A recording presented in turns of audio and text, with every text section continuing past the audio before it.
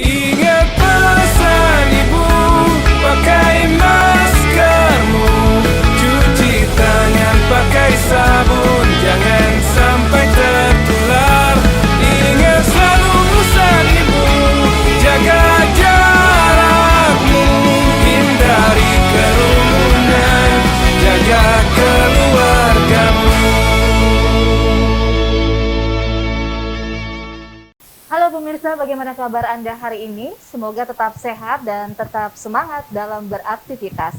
Senang sekali saya Anastasia Putri bisa menemani Anda kembali dalam bincang-bincang santai dengan tema tips jaga psikologis dan penyebaran COVID-19 selama liburan yang disiarkan dari Jakarta. Pemirsa, berbagai studi menunjukkan linearitas penekanan mobilitas masyarakat dengan dengan penurunan kasus dan kematian akibat COVID-19. Salah satunya studi dari Profesor Ekonomi dari Florida International University, Yilmaz Kudai, yang menjelaskan bahwa 1% peningkatan masyarakat yang berdiam di rumah maka akan mengurangi 70 kasus dan 7 kematian mingguan. Bahkan 1% pengurangan mobilitas masyarakat menggunakan transportasi umum ini di terminal, stasiun maupun bandara akan mengurangi 33 kasus dan 4 kematian mingguan. Lalu bagaimana perspektif psikologis dan epidemiologis menanggapi kaitan antara kebutuhan psikologis manusia untuk berlibur dengan efek sebaran penularan COVID-19 di masa pandemi ini? Nah, sudah bergabung bersama saya kali ini ada Profesor Dr. Hadi Pratomo, MPH, DRPH. Ini Dewan Ahli Ikatan Ahli Kesehatan Masyarakat Indonesia serta Dewan Ahli Perkumpulan Pendidik dan Promotor Kesehatan Masyarakat Indonesia. Selamat siang. Selamat siang. Selamat siang. Sehat, harus tetap sehat. Salam sehat. Dan ada juga DRA Cassandra Putranto, seorang psikolog klinis forensik. Halo, selamat siang. Selamat siang, Mbak Putri. Alhamdulillah sehat. Selamat siang, Prof. Yes. Baik, sebagai informasi pemirsa, kondisi tempat yang telah kami gunakan ini sudah disanitasi. Ini juga memperhatikan protokol kesehatan yang ditujukan untuk semua kalangan. Dan sebelum kita mulai perbincangan kita hari ini, mari kita terlebih dahulu menggunakan hand sanitizer. Silakan Mbak Cassandra, Prof. Hadi.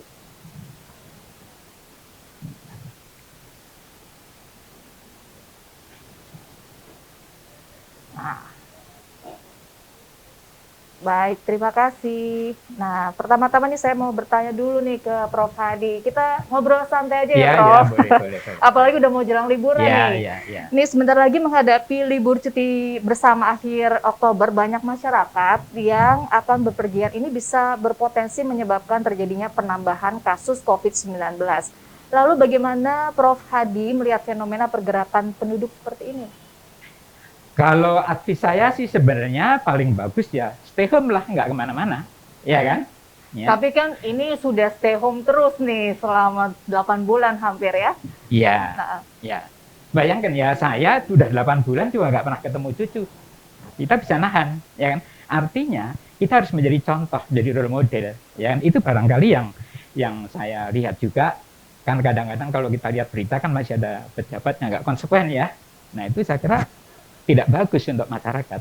Jadi kita harus memberikan contoh. jadi masing-masing harus menjadi role model untuk diri sendiri ya? Betul. Jadi paling bagus itu sebenarnya kan stay, tidak usah pergi. Kalau harus terpaksa pergi, ya kan? Kalau harus terpaksa pergi, untuk yang pergi, ya kan? Ya dia harus karena kan dunianya dibalik ya. Kalau dulu kan boleh salaman, sekarang salaman bahaya, ya kan? Ya, dulu kalau apa itu erat itu kan deket-deket boleh, nyium cucu boleh. Ya sekarang bayangkan nanti kok dari Jakarta pulang ke Jogja, pulang ke Solo, ya kan? Eyangnya kan pasti pengen, ya kan? Ngerangkul cucunya, ngerangkul anaknya. Nah harus masing-masing tahu bahwa kasih sayang sekarang tidak harus diekspresikan dalam bentuk rangkulan, ciuman dan sebagainya. Justru harus dihindari. Ya jadi kalau akan mudik, ya tadi dua belah pihak. Yang mau mudik dan keluarganya harus menjaga protokol kesehatan, ya kan? Artinya kan tadi kan harus menggunakan masker, harus menjaga jarak, ya kan? Dan selalu cuci tangan dengan sabun. Sebaliknya yang didatangi, entah eyangnya, entah keluarganya, juga harus melakukan yang sama. Itu Tadi pesan menarik kita. sekali tuh, Prof. Katanya kangen cucu juga kan, Ya. 8 bulan nggak ketemu. Nah, Ya. itu sebagai gantinya untuk mengobati rasa rindu nggak ketemu cucu gimana nih, Prof? Oke, kalau kita pakai ini, pakai call saja, pakai video. Jadi karena kebetulan anak saya juga bisa menahan diri. Jadi kita ya sudah, kita di rumah dengan istri saya saja ya. Kalau perlu ya kita calling seperti itu. Itu tadi yang saya katakan, kita harus memberikan contoh. Gitu. Memberikan contoh. Nah, ini menarik nih. Kalau Ya. dari sisi psikologis, seperti apa nih Mbak Cassandra? Tentang fenomena masyarakat yang pengen liburan di masa libur panjang ini. Ya, Tapi masih pandemi gitu. ya memang pada dasarnya kan dalam kehidupannya manusia itu bekerja, punya kegiatan, dan memang ada semacam kebutuhan yang setelah beberapa waktu itu harus ada libur. Nah, kita sendiri sudah ketahui bahwa kemarin bulan Juni kan liburan kita satu sudah terpaksa hilang ya, karena anak-anak yang harusnya liburan kenaikan nggak bisa, yang orang tua juga bisa cuci nggak bisa juga. Jadi sementara ada kebutuhan tersebut tapi tidak bisa dilakukan. Nah, tentu saja harus dirubah mindsetnya gitu ya. Nah, yang jelas bagaimana orang-orang bisa menyikapi bahwa liburan itu kan mindset yang sebelumnya itu kalau liburan itu kan harus berpindah keluar negeri, keluar kota, keluar desa, keluar rumah gitu kan. Jadi ada perubahan suasana. Itu kan konteksnya tuh. Nah, sekarang bagaimana it's all actually it started in the mind ya. Jadi bagaimana ada di dalam kepala kita, di dalam benak kepala kita. Nah, perubahan suasana itu harus kita buat. Jadi bagaimana masyarakat kita masih tetap menyadari bahwa menjaga protap COVID itu penting, terutama karena kita kan sekarang sudah bertarung sekian lama nih menjaga, begitu ya Prof ya? Ada naik dan turun dan lain sebagainya. Dan yang jelas dalam menghadapi menjelang liburan ini ya tentu saja harus tetap dijaga, jangan sampai kita terdorong oleh keinginan untuk libur itu tadi karena kebutuhan, karena memang sudah capek dan memang pengen libur, terus kita jadi kehilangan kewaspadaan. Nah, ini kan akhirnya nanti jadi ngegas, jadi nggak bisa ngerem nih. Nah, kita harus pastikan bahwa harus tetap menjaga remnya, karena bukan hanya untuk diri kita sendiri, tapi juga untuk keluarga kita tercinta, untuk masyarakat banyak. Jadi, kalaupun bisa, ya itu tadi, bagaimana kita merubah mindset kita, melakukan perubahan terhadap rutinitas tanpa berpindah, tanpa keluar rumah, tanpa mungkin melakukan perjalanan-perjalanan jauh, terutama apa? Karena dalam perjalanan jauh itu kan kita harus ada biasanya naik kendaraan umum, transportasi umum, terus kita berada di dalam lingkungan yang mungkin berdesakan dan lain sebagainya. Nah, itu yang harus kita rubah. Apabila kita tidak bisa mendatangi liburannya, nah secara psikologis liburannya datang ke rumah. Jadi kalau perlu rumah kita itu kita set kayak suasana liburan misalnya. Camping di rumah gitu misalnya. Camping aja bisa di dalam rumah loh, bisa di dalam kamar loh. Gitu, atau sekarang berkebun, menyalakan cupang gitu. Betul, kira-kira seperti itu. Kalau Prof punya pengalaman apa nih berlibur di rumah atau stay at home menyenangkan itu seperti apa, Prof? Kalau saya ya kembali lagi kan, saya itu kan harus memberikan contoh ya, karena kalau seperti saya bilang, departemen saya kan departemen pendidikan kesehatan dan perubahan perilaku. Jadi lifestyle itu paling penting, dan saya sebagai dosen itu harus saya terapkan. Ya. Jadi keuntungan saya dengan COVID ini rutin, selalu setiap pagi saya harus jalan 1 jam, itu rutin. Ya, jadi itu untuk menjaga kita, dan kita nggak pergi kemana-mana. Ya ngajar ya, tapi kan kita sekarang semua pakai online juga. Jadi artinya itu tadi gitu. Sehingga kalau saya mengajarkan itu, ya kan, harus sesuatu yang saya lakukan juga. Ya, memang sekarang masyarakat itu agak susahnya karena kan tadi ada kayak gegar budaya ya, yang dulu harus sekolah rajin, ya kan, sekarang malah kebaliknya harus di rumah, ya kan. Ya, dulu kalau kita erat, kita salaman dan sebagainya, sekarang malah kita harus saling menghindar. Ya, itu memang perlu waktu dan tadi harus contoh-contoh, kembali lagi, itu model itu menjadi sangat-sangat penting. Gitu. Nah, ini Prof Hadi, terkait mobilitas penduduk saat musim libur, adakah model pendekatan yang sebaiknya dilakukan masyarakat yang ingin bepergian jauh untuk melindungi diri dari penularan COVID-19? Nah, itu tadi saya kira baik yang akan didatangi dan keluarga yang akan pergi, ya kan? Kan saya sampaikan tadi, kalau bisa jangan pergi, ya. Tetapi kalau tetap harus pergi, ya kan? Masing-masing tadi nilainya harus dirubah tadi, ya kan? Bahwa kalau kita dari sini keluarga yang akan pergi ya semua harus tadi tetap menjaga protokol kesehatan, yang didatangi pun demikian juga, ya. Kalau saya ya, menurut saya, karena kan salah satu kesulitan masyarakat itu sekarang itu kan yang namanya virus kan nggak kelihatan. Jadi susah percayanya dia kan, ya kan, ya. Nah, salah satu memang tadi yang kita sampaikan. Nah, itu kita sedang siapkan sekarang. Kita visualisasi barang-barang yang tidak kelihatan seperti virus, cara penularannya dan sebagainya. Itu kami sedang siapkan sekarang. Tetapi kalau menurut saya ya tadi asal tadi melakukan masing-masing menjaga dan tadi hilangkan dulu tadi emosi-emosi yang mau dekat dan sebagainya itu ya, kangen dan sebagainya itu kalau bicara kan harus ini dulu. Demi apa? Demi keselamatan keluarga kita dan juga yang akan didatangi gitu. Iya, apalagi kalau ini kita ngomongin Maulid Nabi, ini terkait Ya. dengan tradisi Ya, nih, ya, Prof. ya, Nah, ya. bagaimana untuk mereka yang tetap ingin mudik misalnya, Prof? Bagaimana tipsnya mungkin agar tidak menjadi carrier COVID-19? Nah, bisa nggak ya? Kalau saran saya ya kan, ya itu kan yang namanya carrier, ya kan orang-orang diduga dan sebagainya kan tanpa gejala, kita nggak tahu. Jadi kalau saya menyarankan kita harus berhadapan dengan penderita, kecuali terbalik dia tidak menderita. Artinya apa? Sehingga kita terus melakukan tadi penjagaan diri. Ya, saya berikan contoh, misalnya kami masih punya putri satu di rumah ya, namanya dia juga masih kira-kira umur 20 tahunan kan. Jadi kan tiap hari keluar. Ya kan? Itu khas generasi muda yang sedang memerlukan betul. sosialisasi dan gaya hidup. Betul. Jadi, Haus. ya, betul. Kita sih ya udah. Mereka adalah kelompok yang paling stres, Prof. Betul. Paling stres karena mereka butuh keluar, Iya. mereka butuh Dari pekerjaan sosialisasi. susah kan, Tuh. sekarang kan lagi seperti itu. Jadi yang kita lakukan, oke, kita hargai kamu, tapi jangan sakit hati kalau kita semua pakai masker. Ya di rumah, ya kan? Ya, jadi kita lakukan sampai sekarang. Ya, jadi itu tadi karena saya nggak tahu nih, ini OTG nggak? Jangan-jangan orang tiap hari keluar ke kafe sama teman-teman ngobrol, makan dan sebagainya kan? Kita apalagi seperti kita kan udah usia-usia yang rentan, jadi kita harus menjaga. Nah itu tadi menurut saya tadi ini terutama ya tadi kalau eyang-eyang yang di Jogja, di Solo, di Semarang itu harus tidak boleh merasa sakit hati kalau anaknya nggak datang misalnya, ya kan? Ya sebaliknya juga anaknya kalau nggak Manajer, pulang Prof, mudik, maskernya turun. turun. Itu kan Kan? saling mengingatkan Iya, juga tuh. bagus ya, bagus ya.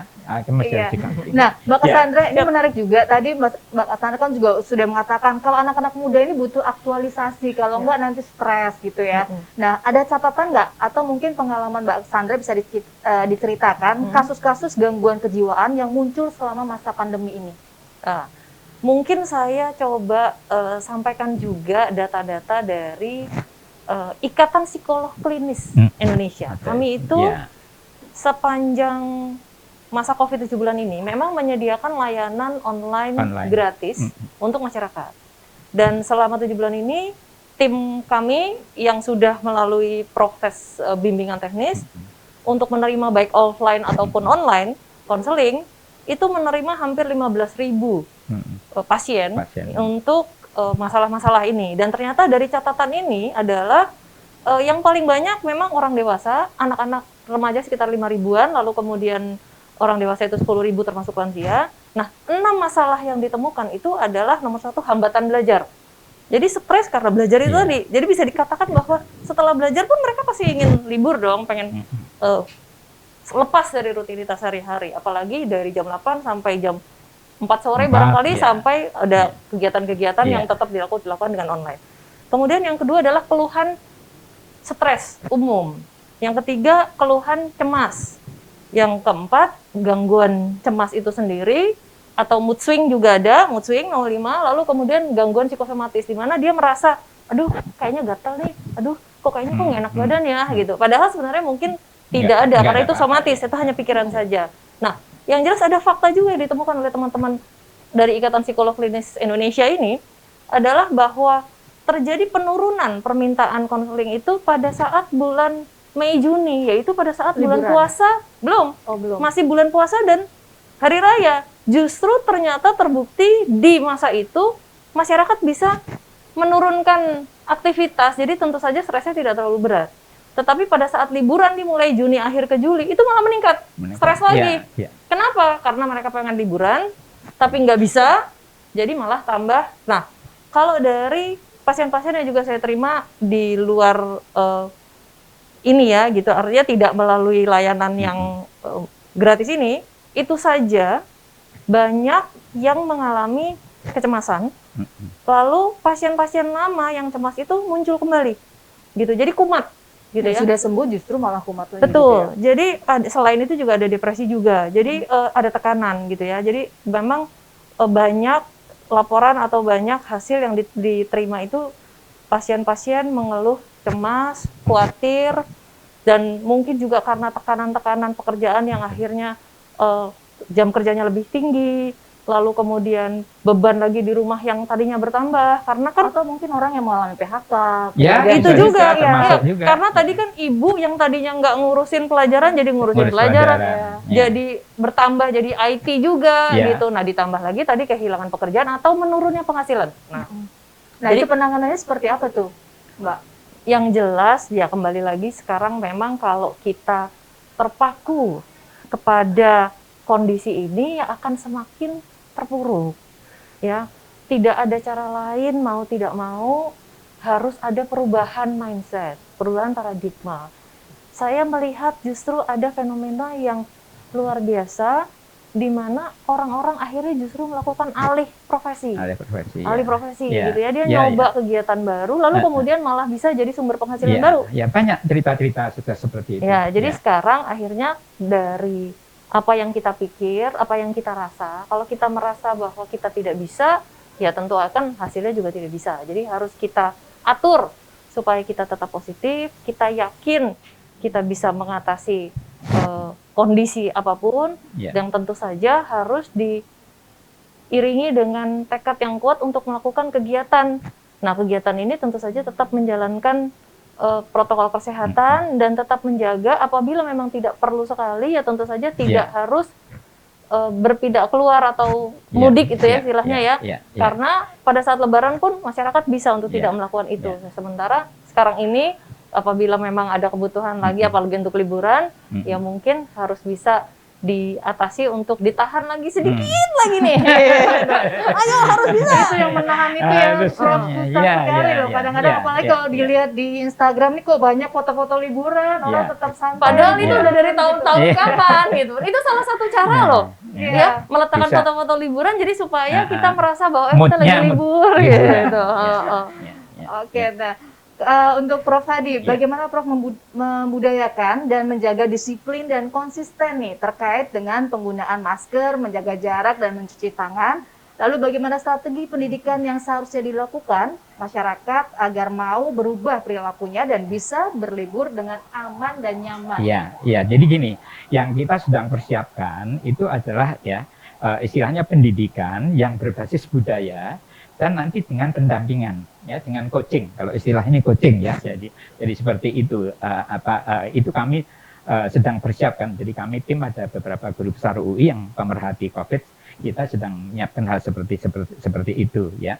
Nah, tetapi yang penting tadi bukan hanya sekarang itu ya yang terjadi ya kan, masyarakat kan dikasih informasi begitu banyak ya, dari mana informasi begitu banyak ya, tapi informasi itu cara berpikirnya semakin banyak informasi itu semakin bagus, padahal mestinya harus dievaluasi. Ini informasinya itu nyampe apa tidak, ya kan? Kemudian cocok apa tidak, bahasanya cocok apa tidak, apalagi budaya kita begitu banyak, ya seperti itu. Nah, yang kita kembangkan nanti itu adalah tadi kan kita budayanya banyak, jadi kita kembangkan pendekatan ini kerjasama nanti antara kesehatan masyarakat dengan jejaring antropologi, ya sehingga di tiap wilayah, ya tadi kita akan melakukan pendampingan edukasi, tapi tadi dengan pendampingan. Ya, jadi kan misalnya nih, ya sekarang bicara tentang isolasi mandiri misalnya. Apa sih itu realitasnya dalam masyarakat apa yang dilakukan? Ya kan, nah mesti kan harus dikasih contoh, ya kan. Kemudian juga dikasih bahasanya juga dengan yang mudah, ya kan. Jadi seperti ini kan, ada istilah-istilah. Dulu kan kita pakai OTD, pakai PDP, ya. Sekarang ganti, ya kan, probable sama suspect. Nah ini harus kita awamkan. Kalau sekarang tuh pesan ibu, Ya, pesan seperti ibu itu. gitu ya. Ya seperti itu ya kan. Jadi apalagi kemarin kalau saya diomongin kita mau pakai bahasa Jawa, saya tanya nih apa ini ya istilahnya ya. Kalau probable, apakah Yang paling jago bahasa Jawa aja masih bingung nih gimana kita coba. Iya karena lama nggak dipakai. Iya kan. Kalau ini lama nggak dipakai. Apa kan jadi hilang probable juga. itu kalau Iya. di bahasa Jawa? Kemarin kita kesangkan kasus kesangkan penyakit COVID misalnya seperti itu, ya kan? Nah kebetulan untungnya kami itu kami kan saya dulu kerjanya kan di Boyolali ya, jadi kita masih punya keluarga, bukan maksud saya grup SMB itu. Kalau tiap hari Minggu itu nguri-nguri bahasa Jawa, jadi dia ini pakai bahasa Jawa, jadi saya ingat lagi seperti itu. Ya, jadi karena kalau kita mau menyampaikan ke ibu-ibu yang di Semarang, yang di Solo, di Jogja, mesti kalau Belum tentu paham gitu ya. kalau bahasanya cocok dengan mereka juga lebih accept. Wah, ini seperti itu. Gitu. Iya, Mbak Cassandra, ini banyak masyarakat nih tadi meneruskan soal bosan, tadi Prof bilang stay at home, tapi banyak masyarakat juga mengeluh bosan ketika harus berdiam diri di rumah. Apa nih tips dari Mbak Cassandra untuk mengatasi kejenuhan selama masa pandemi ini, terutama saat kita ada di rumah? Kembali lagi pada inti utamanya adalah setelah rutinitas kita perlu libur. Ya, jadi nomor satu itu adalah justru kalau libur itu kita yang paling utama nomor satu adalah merawat diri, ya, merawat diri. Jadi makannya mungkin harus diperhatikan, mungkin kemarin kurang makan atau menunya kurang. Nah ini sekarang harus apakah nanti mesti masak sendiri, cari yang segala macam nih, gitu. Nah yang pertama merawat diri. Kemudian yang kedua mencoba untuk keluar dari ruangan. Jadi lihat udara, lihat langit, gitu ya. Itu penting tuh, gitu ya. Terutama kayak tadi Profesor kan jalan. Ya jalan karena vitamin D itu bagus terutama untuk membuat imunitas kita tinggi kan? Lebih tinggi. Ya. Karena itu adalah satu kegiatan yang memang harus dilakukan. Jadi setelah itu lalu membuat semacam jadwal ya. Kira-kira apa sih yang mau dikerjakan nih, mau buat rencana ya. Terus libatkan orang-orang nih. Jadi jangan sampai yang satu lebih berat yang lainnya. Nah itu harus overload itu harus dihindarkan ya. Terus kemudian melibatkan banyak orang. Dan yang paling penting masing-masing punya perannya. Nah, kemudian yang berikutnya tolong dihindarkan liburan itu ke ruangan lagi. Harus ke luar ruangan justru. Jadi coba cari yang misalnya tempat-tempat yang wisata atau mungkin daerah-daerah yang nggak banyak orang, yang memang lapangan luas gitu. Nah, itu juga harus dilihat bagaimana kepadatannya. Ya, kalau misalnya padat ya jangan gitu kan. Terus kemudian yang terakhir, kalaupun misalnya memang di luar ruangan di rumah saja bisa dilakukan, silakan. Tapi kalau tidak, ya tentu saja luar ruangannya yang dibawa ke dalam rumah. Tapi dalam rumah ini kan bisa di bagian luar ya, jendelanya dibuka. Atau mungkin mendekorasi rumah. Mendekorasi atau rumah. kamar gitu Betul, ya. dan kamar. Jadi atau misalnya bisa juga, ya kayak tadi tuh misalnya mungkin kita bisa tradisional kita itu kita galakan lagi, mungkin bisa menari, bisa. Menggali lagi karena anak-anak kan nggak ngerti kan gitu. Nah yang bisa dilakukan juga kan pada saat sekarang tuh kita perlu kalau kita bilang itu kan saling menguatkan ya. Jadi kan sekarang banyak orang susah, banyak orang itu kalau saya namanya programnya pemberdayaan ekonomi. Jadi kalau kita pagi jalan itu sambil kita beli apapun yang ada dijual di pinggir-pinggir itu kita beli 10, 15. Nanti kita bagikan ke yang lain, gitu kan? Jadi kan saya lihat itu ternyata banyak juga orang yang melakukan itu ya. Jadi memang salah satu keuntungan orang Indonesia itu tadi, jadi gotong royong, ya kan? Kemudian altruisme, ya. Orang mau berkorban untuk orang lain tanpa memikirkan apa keuntungannya nanti. Itu sesuatu yang bagus, ya.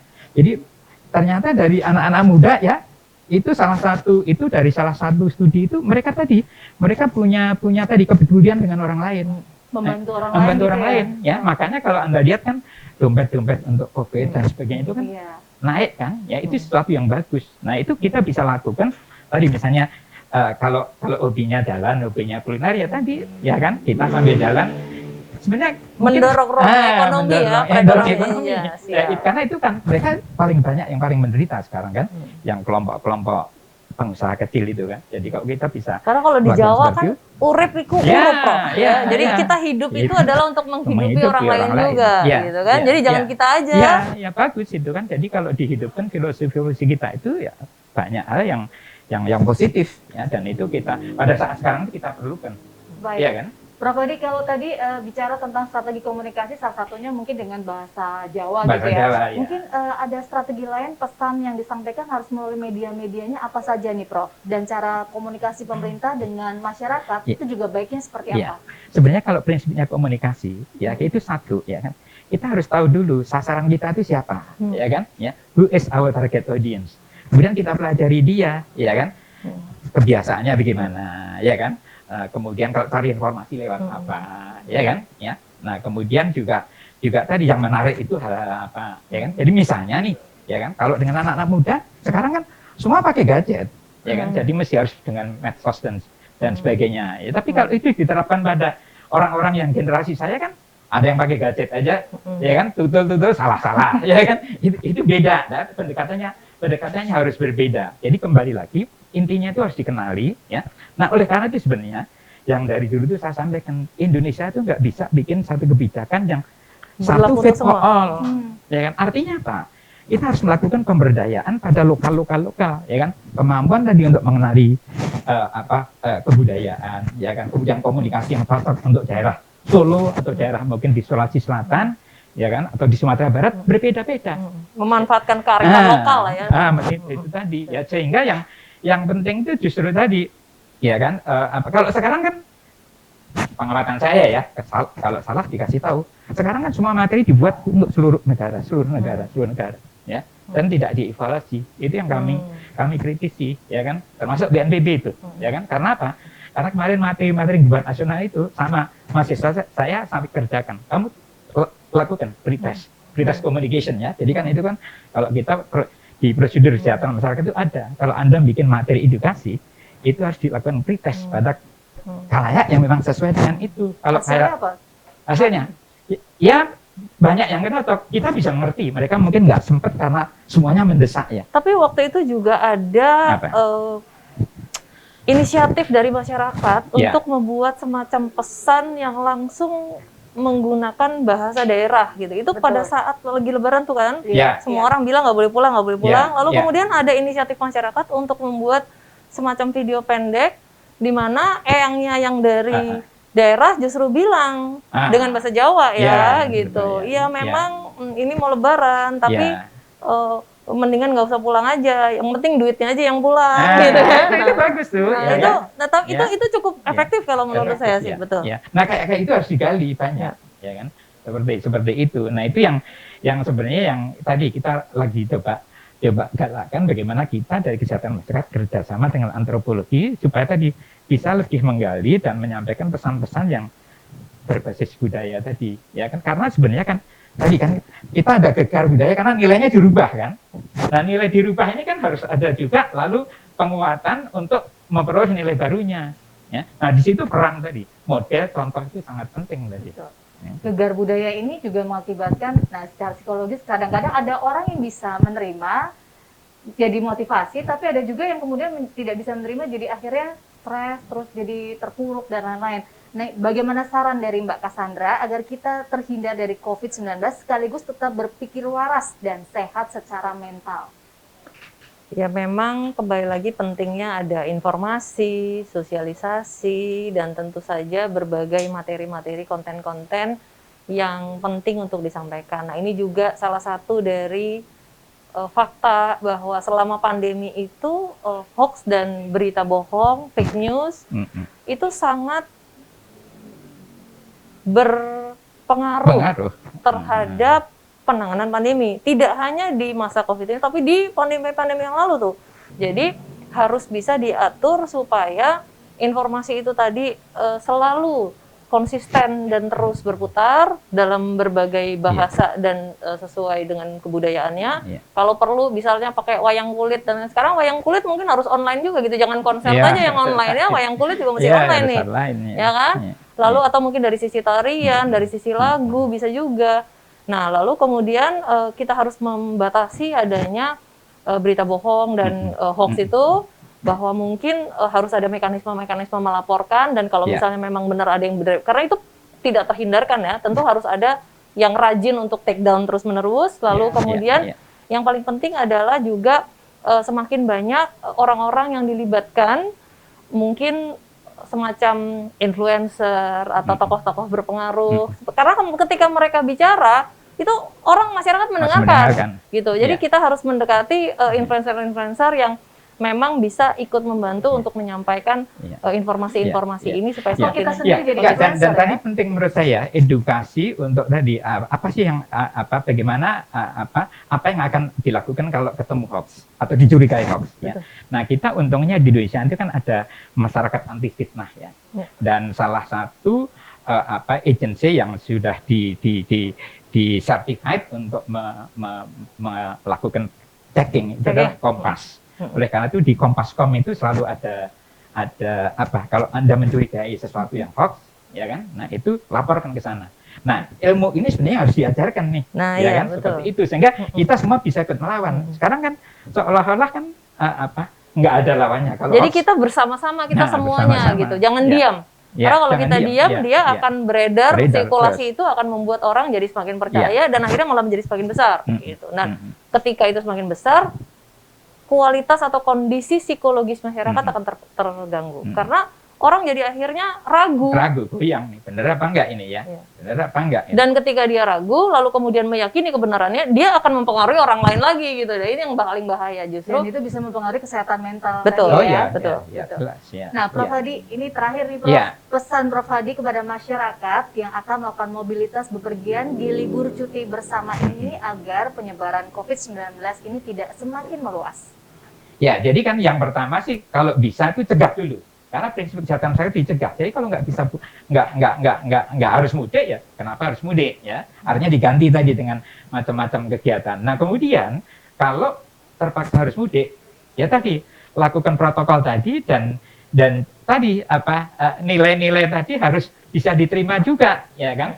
Yang katakanlah mungkin nggak sebagai tanda kasih nggak rangkulan lagi, nggak salaman lagi, itu harus baik yang dikunjungi maupun yang akan mengunjungi harus dua-duanya sama saling mengingatkan ya. Tadi kan harus karena bisa lupa ya kan, karena wah ini karena cucu nggak lama nggak ketemu langsung dipeluk-peluk dan sebagainya. Nah, itu harus saling mengingatkan. Dan kalau perlu menghindari transportasi umum gitu ya, mungkin ada sewa kendaraan bareng-bareng, berangkat sendiri gitu, karena yang umum ini yang paling banyak tadi kan kalau di awal Mbak Putri juga bilang kan meningkatkan 33 sekian tadi. Betul. Nah, kalau dari Mbak Cassandra sendiri saran untuk para pemirsa yang mau liburan sehat, aman, nyaman secara psikologis. Yang jelas tentu saja semangat liburan perlu didukung ya, karena berarti itu menghentikan rutinitas dan membuat kondisi psikologis kita menjadi lebih sehat ya. Tetapi tentu saja liburan ini bisa diatur ya kan, apalagi sekarang ke luar negeri border ditutup, nggak mungkin. Perpindahan antara daerah pun juga kita kan harus hati-hati karena masing-masing gubernur sudah memberikan warning gitu ya, sudah memberikan peringatan untuk jangan ya kayak sekarang ini liburan mungkin mau ke Bandung, mungkin mau kemana gitu. Nah, perpindahan ini harus hati-hati, kalaupun memang harus dilakukan, cari tempat-tempat yang density-nya atau kepadatannya rendah ya atau tidak tinggi. Nah, kalau misalnya memang bisa, sekali lagi bawalah liburan itu ke rumah gitu ya. Dibalik ya, rumah dirubah menjadi gaya suasana liburan. Betul. Lebih hemat lagi ya. Lebih hemat ya. Baik, terima kasih Mbak Cassandra dan juga Prof Hadi, dan saatnya kita tiba di penghujung acara. Semoga bincang-bincang kita hari ini bisa bermanfaat untuk kita semua. Jangan lupa untuk selalu memakai masker, menjaga jarak dan menghindari kerumunan, mencuci tangan pakai sabun dengan air yang mengalir. Ingat pesan Ketua Satgas Penanganan COVID-19, Bapak Doni Monardo, apa yang kita lakukan agar disiplin dan patuh memakai masker, menjaga jarak, menghindari kerumunan, serta mencuci tangan, belum sebanding dengan beratnya perjuangan para dokter dan tenaga kesehatan yang merawat pasien di rumah sakit. Mereka yang mengabaikan protokol kesehatan sehingga menimbulkan korban jiwa, bukan hanya dimintai pertanggungjawaban di dunia, tetapi juga di akhirat. Saya akhiri talkshow kita kali ini. Saya Anastasia Putri bersama tim yang bertugas dan juga para pembicara pamit undur diri. Selamat siang dan sampai jumpa. Terima kasih. Ingat